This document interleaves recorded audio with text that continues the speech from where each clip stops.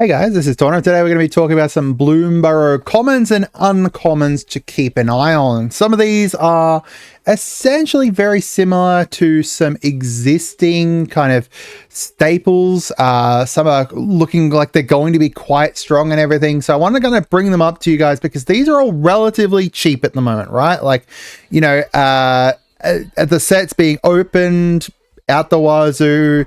Anything that's a common, uncommon at the moment, it's going to be really, really cheap to get. But we all know that there are some commons and uncommons that will get more expensive later on. Stuff like, you know, Pick Your Poison from MKM, which ended up being what, like a $1, something like that, as a common, which is pretty crazy, you know, like just for a normal kind of common card. So making sure that, you know, you kind of keep an eye on some of these cards, as well as if you're building a deck, they're cards to kind of keep an eye out for. So let's get into it. The first one here is Cliff Top Lookout. So this is a new Frog Scout. He looks for all basics when he ETBs. So it's just basically reveal cards from the top until you reveal a land. Put it onto the battlefield tap. It's not a basic land. It's all lands, not just basics, which is really good. Only 3 CMC, which is a nice spot for ramp. It's kind of like that nice kind of cultivate-y kind of area. Also, it's just ramp with a body. It can be flickered, and it also has reach. All of these things kind of add up together to be a really nice kind of ramp card, which I could definitely see finding use later on. The fact that it's a Frog Scout means that it's not going to be like, you know, in a Knight deck or, you know, something like that. Scout currently isn't really a tribal or anything along those lines, but either way, it's a card that can fit into a lot of different like Flicker or ETB or those kinds of decks really well, as you know, just because it's got reach, it's nice. Next up, so these are some things that it's kind of similar to that people are kind of running at the moment. So stuff like Coiling Oracle here. This is when it ETBs, reveal the top card. If it's a land, put it onto the battlefield. This is honestly like a better Elvish Rejuvenator, potentially. Like, Elvish Rejuvenator is look at the top 5, put a land from them onto the battlefield. You can whiff with that, as well as the fact that, you know, it's just a 1/1 rather than this being a 1/2 and doesn't have reach in it. Sowing Mycospawn, one of the new ones here as well. It's kind of very similar to that, but that's like a search for a land. But this does very similar in regards to you're looking for a land, just the first land that you've come across instead kind of thing. All right. Next is Patchwork Banner. Honestly, I think that this is going to be a really great card in basically any deck that is using a lot of, or it's completely a tribal / kindred deck, right? So it's got an Anthem on it. It's also a mana rock. So this is like a combination between like an Arcane Signet and I'll show you the other one in a minute. And it only costs 3. Right? So like an Arcane Signet and Icon of Ancestry, kind of combining these two together. Icon of Ancestry obviously being, you know, look at the top 3 and stuff from when you tap it, but you've got like create 1 mana of any color in your commander's identity. This is just 1 mana of any color as well. Like, so if you've got like a, say for example, the pirate deck, the one with Edward Kenway on the front of it, he doesn't have any way to really mana fix and create mana of any other color besides treasures. So this is a way that you can potentially have that in there, as well as buff up all your pirates. Next, we've got Feed the Cycle. So this is a very interesting removal spell. So it's a typical kind of destroy creature and planeswalker. Destroy creature or planeswalker. But instead of needing to pay extra for this one, you can just sack a food for it. So in a lot of decks that either have food tokens or have any way of making food, which a lot of different decks could potentially do it, whether it's directly because you're making a food deck and you're in black, or if it's, you know, you're making like a treasure-based deck, but then you've also got like Academy Manufacturer or lots of different things. You could potentially have that food in there. You can also just exile 3 cards from your library if you don't have a food, right? So to compare this to some other stuff, like Hero's Downfall is like the cheapest costed of the same thing. It's costing you 1 extra black here, which is essentially what you're paying here if you don't forage. But you've also got like Bitter Triumph, which is similar, except that's discard a card or pay 3 life. Instead of doing that, you could instead just get rid of 3 cards in your graveyard.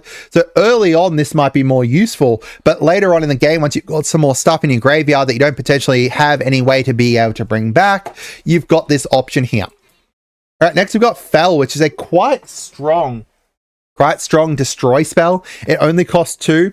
The downside is that it is sorcery speed, but that's still workable, right? Like you could still play sorcery speed stuff. A lot of the similar kind of cards are like, you know, they have a different kind of downside. So like Go for the Throat is destroy non-target, non-artifact creature, which could run into some issues, or they cost extra. So this one here is sorcery speed instead, but you know, it costs less. Not too bad in my opinion. We've got Long River's Pool here. This, in my opinion, is potentially, for Commander, one of the best counter spells, which is probably going to sound controversial. Just because you've got the additional benefit here of politicking, right? So you've got just paying 2, which is very similar like the normal counter spell, but you can pay the gift a card so that way you can counter any spell. Otherwise, if you just want to target a creature, boom, you've got that. But you can gift this card to anyone. It doesn't even have to be the person whose spell you're countering. You can counter anything with it and then be able to gift something to someone else and make a friend. So similar things, you've got like False Summoning, which is just a creature spell removal. So you can see here, you know, most of them, if they're just creature spell, you don't have the option of doing other ones or anything like that. But you've got the different kind of costs. So this is 1 white and 1 blue, but similar, like, you know, you got 2 blue to counterspell.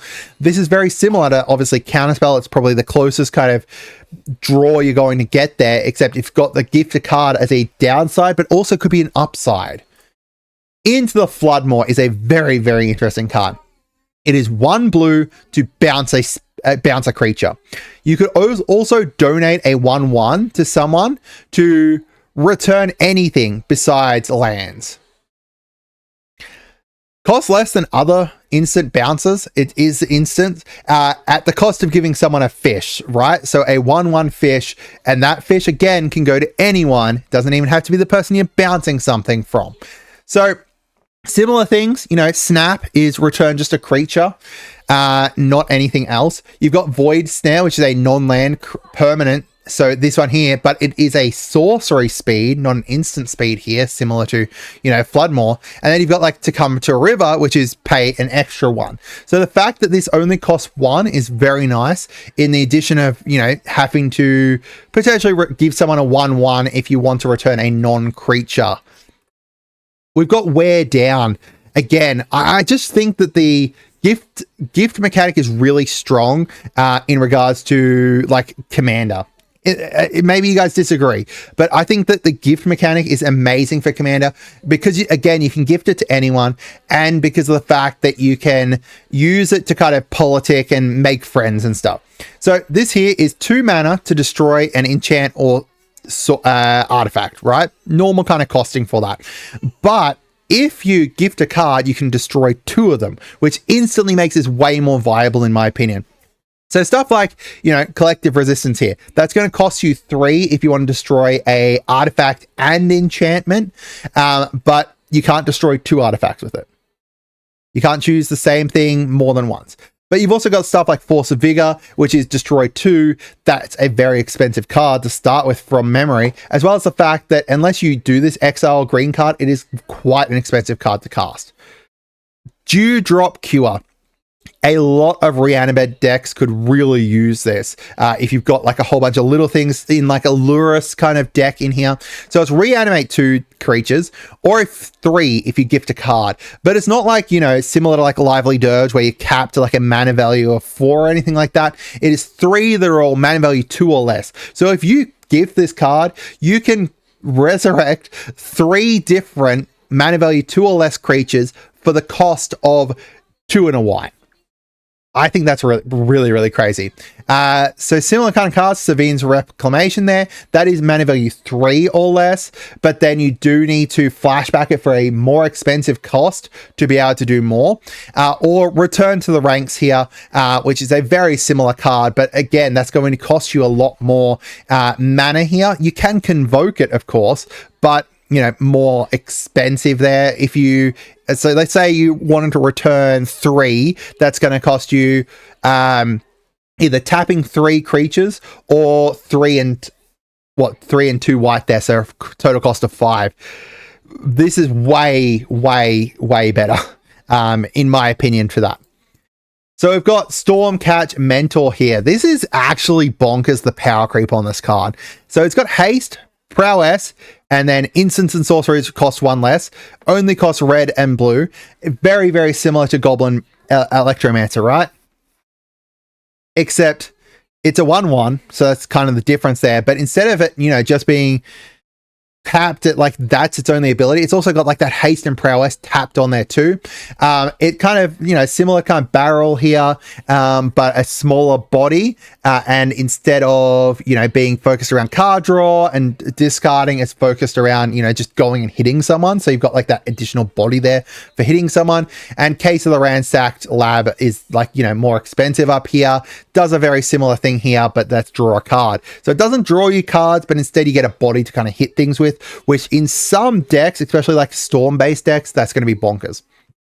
We've got Starscape Cleric here. So this is, first of all, I'm going to add that, you know, this has got Offspring, right? So you can add 2 and a black to create 2 copies of this.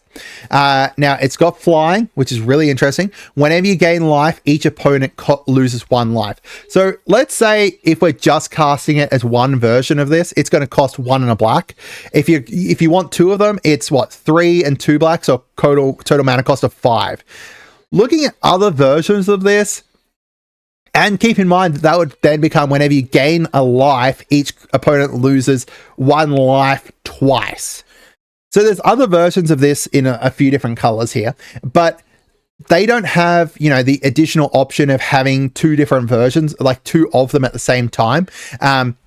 Like, you know, they don't have flying. They are rather expensive. So this is 4 for the Cliffhaven Vampire. It does have a nicer body attached to it, but you know, you don't have the option of making it double. So this has like the flexibility, which is I really love there. We've got Heartfire Hero here. I think there's a lot of different versions of this that could be really strong in lots of different decks. It is obviously, you know, a 1 cost. That's the first thing to kind of get out of here. It's a 1 cost, so you can get it out relatively early. And then whenever it becomes a target of a spell or ability, it gets a +1/+1 for the first time each turn. So there's a lot of great ways that you can stack this up each turn, as well as the fact that it's each turn. So if you've got something that procs on other people's turns, you can use this really well. And then when it dies, it deals burn to each opponent. So similar to like a flying Tyrannosaurus here, combined with like an Okran Skyguard. We've got Parting Gust. I love the flexibility of this card as well. That's one thing that I do love about the gift mechanic, is that they did it in a very interesting kind of flexible way, right? So Parting Gust, you've got the option of using it as a flicker for 2 white. Or you can use it as a removal by giving someone a 1/1 tapped fish. The power in this is being able to choose which one you want, as well as the fact that it's instant. So you can instantly flicker something, and then you can either bring it back under its control at the beginning of the next end step, or you can use it as a removal, like a kind of a crib swap kind of thing, where you're exiling something and then giving someone a thing, except instead of giving them a shapeshifter, which is potentially stronger, you get to just give them a fish. Right? Or you could use it as like a flicker, like a Long Road Home here, where it comes back with a 1/1 on it. That's exactly what happens here. It does cost, you know, 2 white instead of the 1 white and 1 colorless. But it's got the best part about this is that it's got the flexibility. It's just, I love the flexibility of this. Coruscation Mage here, costs 2, but you can pay 2 to copy it. And 2/2 is a nice body on each. It's also each opponent takes 1 damage, right? So for, you know, paying 4, you're going to get 2 copies out of this, making it so that each non-creature spell deals 2 damage to each opponent. So this is like Kessig Flamebreaker, except just better, I think. Like, the offspring mechanic, I think, just makes this better than Kessig. Now, obviously, you have like 1 left toughness, but you do have that 1 extra power there. It's also, you know, electrostatic field here. Deal 1. This is only, as well as this is only non-creature spells, as opposed to like this is instants and sorceries. We've got Gossip's Talent here. Very, very, very easily repeatable surveil. It's just every time a creature, it's not even bound to non-token creatures. So if you're playing rats, you can, you know, create rat tokens and then you're surveilling for each of them. I really love the end bit here though. Whenever a creature you control deals combat damage, you may exile it, then return it. So you can flicker the ETBs of your rats or whatever. Like, you could do some really awesome stuff. Make it so that these things can't get blocked as well is very interesting when you combine it with this part. Very similar, like a Snarling Gorehound here, but not bound to just creatures of power 2 or less. Case of the Shifting Visage and Eloise are both different kind of repeatable surveil things, but getting more creatures out, like, is just, in my opinion, easier, or at least relatively easy to be able to do. And that's it for today. Let me know what you guys think. Have a great day and goodbye.